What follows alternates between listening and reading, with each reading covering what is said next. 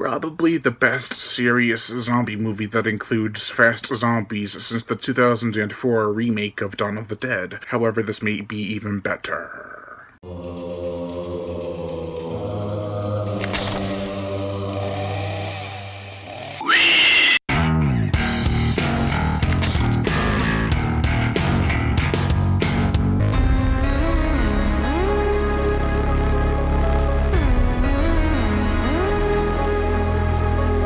Train to Busan. A Korean zombie action drama that runs for 118 minutes, but might as well be 90 because that's how it feels due to great pacing. Welcome to day 9 of my Scare Show 3, titled One Last Scare. This is the final day.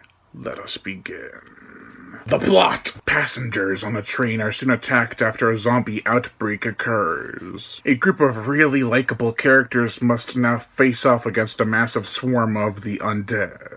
This movie would have been very popular back in 2006 when The Host and even Snakes on a Plane came out. But this isn't 2006, and this ain't no cheesy Snakes on a Plane. This is the most heart-tugging, emotional, and fear-driven movie about the undead I've ever seen. Night of the Living Dead. Yeah, that ending was morbid, but I sometimes find myself chuckling after being shocked. Return of the Living Dead. Yeah, the characters were great, and that bombshell of an ending really was like a comedic but upsetting punch to the face. Train to Busan, though, has those kind of endings over and over and over again over the course of its near 2-hour running time. I am not lying when I say I teared up and even shouted at the screen more than once. All the characters are so lovable, the main players are so memorable, and when any of them die, it's like, no! Even though I could sort of figure out when certain characters were going to bite the dust, I still didn't want it to happen. Reviews for this movie were nothing but praise, so I was expecting to be in the meh factor, because that is sometimes how I am. I don't like getting hyped up way too much for movies anymore, especially after the really good but underwhelming 2014 Godzilla reboot. But as soon as the action started like 15 minutes in, I was on board this crazy train ride of the undead.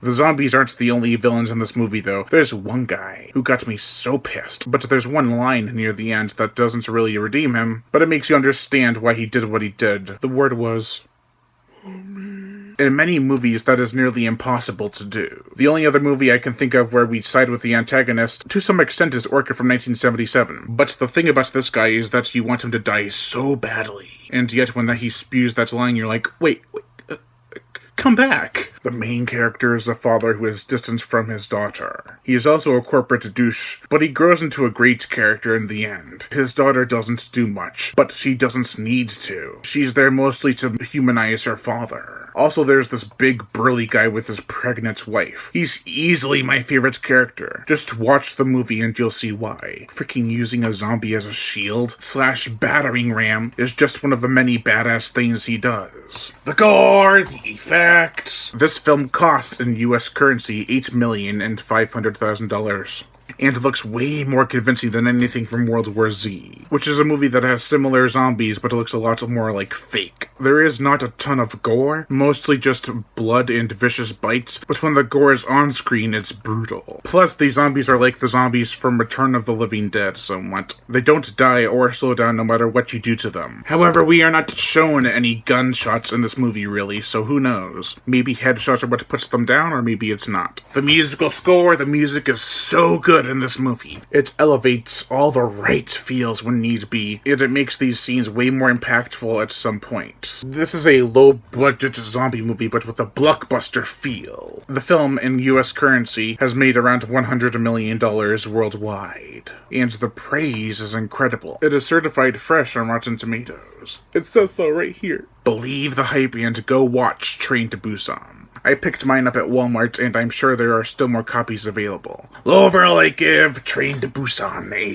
4.5 out of 5. Lion Brian Gatto, host of Horror Show Entertainment. Make sure to like my Facebook page in the description below and to leave comments and subscribe.